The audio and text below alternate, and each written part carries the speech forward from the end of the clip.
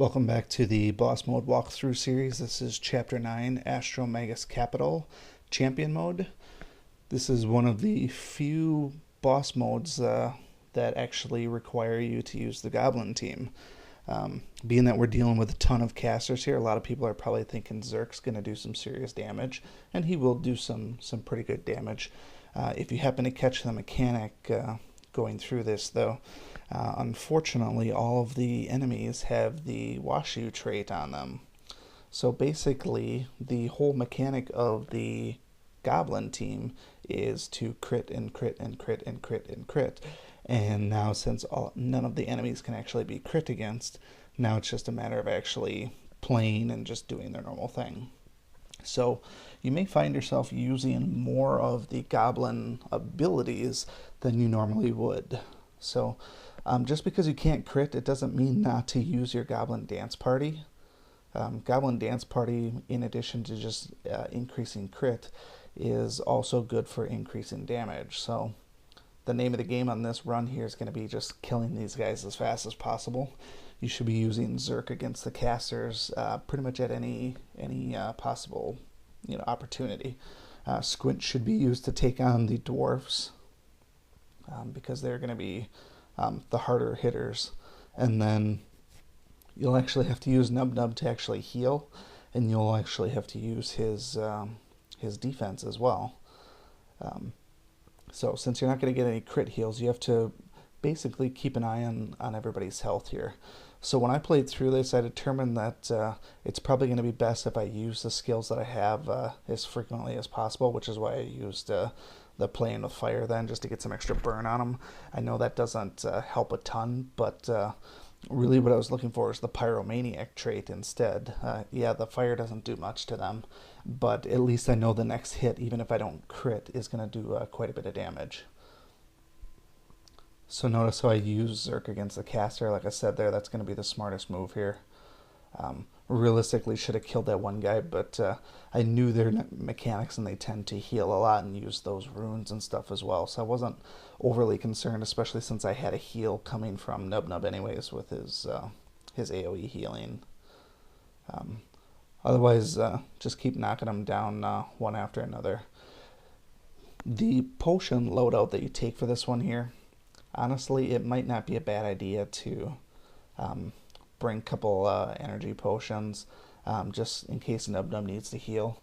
I've also done this once or twice by taking a health potion as well. Personally, I think taking an energy potion over health is better because you get the constant heal from Nub Nub. And most of the time, if you're using your skills properly, you should be able to clear out a room pretty quickly.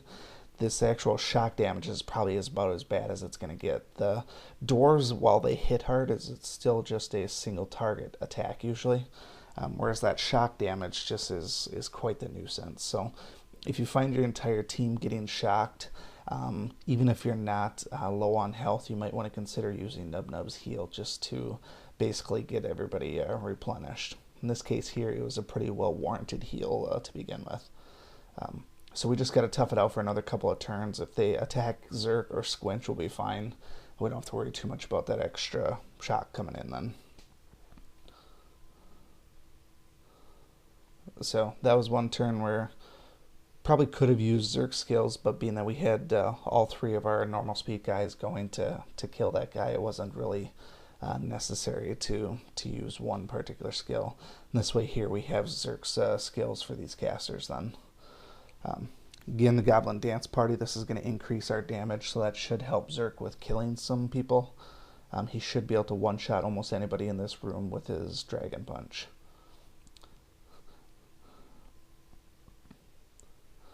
The trick is determining how you want to use Squinch. He doesn't really do a ton of damage to the casters, at least mine doesn't. He's runed up very mediocre for me. He's ruined for his 50% crit, but his damage isn't really much of anything. I think he's mostly loaded down with improved runes, so he's nothing special. I've seen some people rune out their Zerk and their Bramble with some pretty heavy attack runes. Personally, all I care about is getting to that 50%, and then if I want to try min-max from there, it's not the end of the world.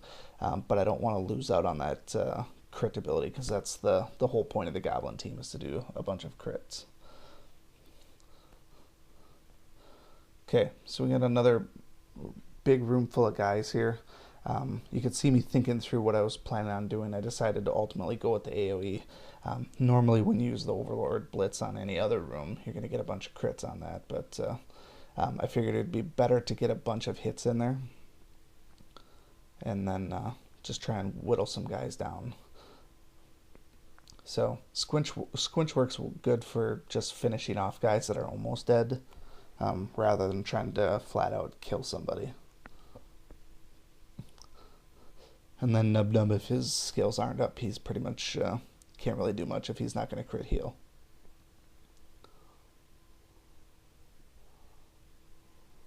So we're still saving his heal just because it's not necessary at this point.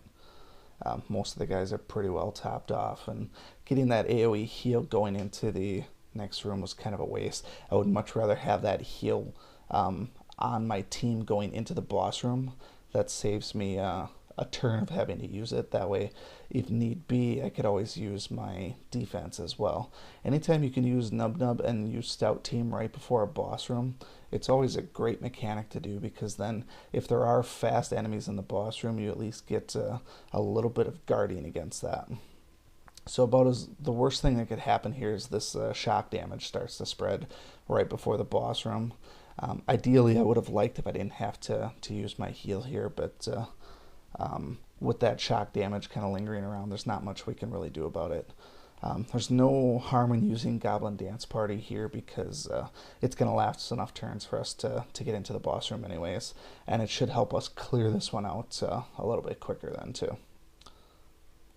And so then we got lucky with the way things panned out. We actually get to use Stout Team here as well. So because we couldn't crit, if we were doing crits, that room would have been wiped out in long before Nub Nub's turn. So now we're back to the boss room. If you remember the boss from the previous run, basically the same mechanic. His only real damaging attack or his only buff to worry about is the fact that you can't crit. Well, since that was the entire mechanic this whole run, it's really nothing special here. So it's just a matter of take your pick in terms of who you want to use. Against a yellow team, Kozar is always number one to go for.